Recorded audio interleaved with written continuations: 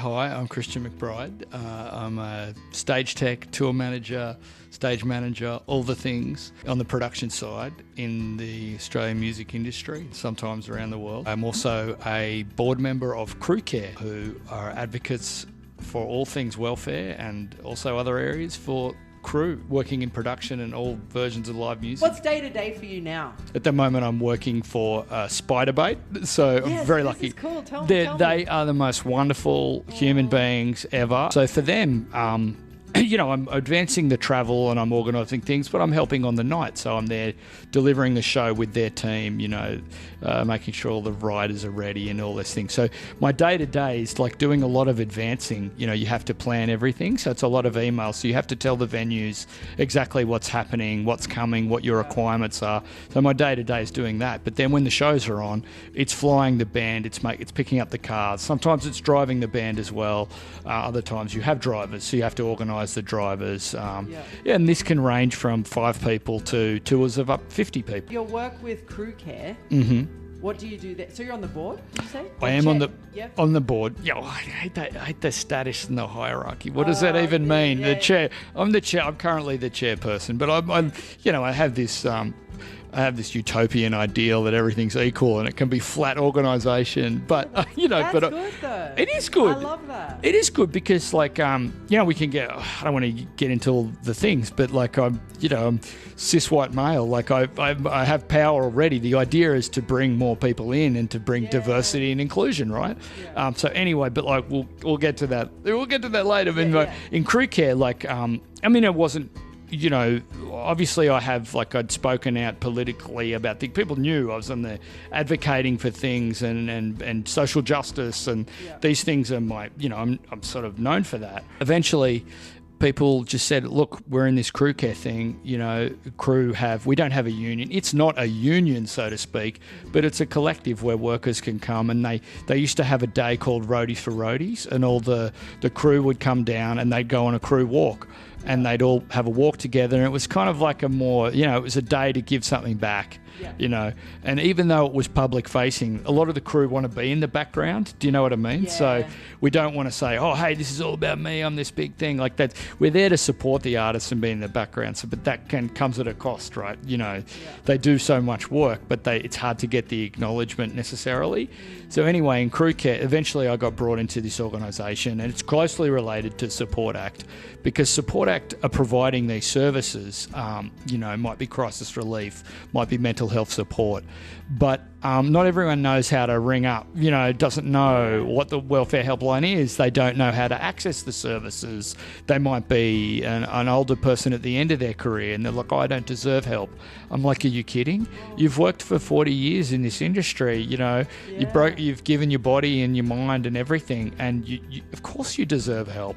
And so sometimes because, I can help. It's about helping them use the resources that are there and, accessing that stuff. And then the other side of our work is in the training kind of vibe, is that we want to bring in more people and use our skills and experience in a mentoring capacity. It's important work, we're here for each other. Yep. What do we have if we don't have each other? Exactly. Really? At the end of the day. Exactly. And you'd be surprised, you go around and often quite big gigs are intense. They're intense full on for everyone. Yeah. But sometimes one of the things I was doing as a welfare officer, and we were at the gig, and I just went and talked to the truck driver. I just went out the back. It's something, I see them all the time, but I might not have a chance to talk with them. Yeah. And just the idea of sitting there and listening to them and validating and hearing their stories and hearing that their job exists and that it matters. Yeah.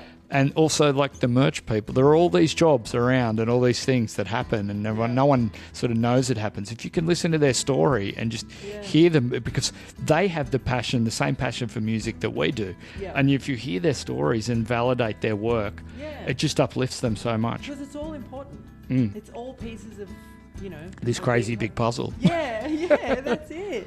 You've got a story yourself? Yeah. You've used their services? I have, yeah. So basically my mentor, Greg Weaver, who I'd worked with for many years, and I'd spent more time with him from, 2005 to 2017 than my family, my partners or anything. He died at age 55 of a heart attack. He was a non-drinker, non-smoker. just like that. And I was sort of obviously really deeply affected by that. And around that period in the middle zeros, I was working really hard, but I was partying pretty hard as well. Do you know what I mean? Yeah. And so these all things just accumulated, and I was not in a good space at all. You know, I wasn't sleeping, and and so I remember the day. So specifically, you know, I was aware of this stuff that's going on, and I was just driving up to my parents, actually, Sydney to Gosford. I remember just having this just sinking feeling, an overwhelming feeling, and well, I remember when it happened, I was on a gig anyway. I was in the middle of a tour. I was in Cairns or something on a festival, and it was just horrible, and I had to finish this tour. And I did that, but then I just tried to go home, and I was just pulled off the freeway, and I was just like, I need to call someone, you know. And so I called the What was happening? It was a completely physical falling. It was a sinking sensation. Like I was having, I guess you could call it, I mean, I didn't get diagnosed, so to speak, but I guess you could call it an anxiety, you know, a panic attack, or, you know, an episode of that sort. You know, I was just overwhelmed, and I was just uncontrollably crying, and it was because of all this pent up thing. I was exhausted because of everything, and I felt this guilt. I felt this guilt for my behavior, and I was like trashing myself pretty hard, but it was just so indulgent. Like, you know, we're all rah, yeah, we're partying hard, we're relaxing hard. I deserve this, you know, this sort of. And like Greg, this beautiful family man who worked so hard and gave so much to me, you know, he was there for everyone all the time. He was taken away for no reason. And so like I was overwhelmed with the grief, but also the guilt, and knowing like that I'm sort of trashing myself. That when you're partying, it's actually a very lonely existence, at least for some, the come downs, you know, and all the rest of it, you know. So that was all just becoming a bit too much for me. And I said, I'm just going to sort of take this call and have a call to someone, you know. And in as much as I want to say, like, the value in it is that it's a private, I'm talking about it publicly and I'm sharing my experience, but the value of it as well is that it is the private, it is confidential. You know, the helpline, you know, you can call that, and, you know, you've got proper support, and it's an objective third party. You know, it's someone that knows, and they have experience in our industry. They know the conditions, they know what it's like, and they gave me real tangible advice about, you know, certain things about helping to thinking about sleep and thinking about those things, and the ongoing support. So that's sort of what happens. And you don't never get over losing someone or like that, but you know, you can help. You can find coping mechanisms, I think, is what, you know, want to help. And so I guess to reduce stigma out there in the world and tell people that it's okay to be, you know, say that you're not okay, especially for men as well. They take their pride, this masculinity, this thing. It's like, oh, I'm so hard, I'm tough, and I can get through this. It's like, no, it's like, I really appreciate you talking about it publicly, because I think that it is such a hard thing for people to do, is to take that step to call.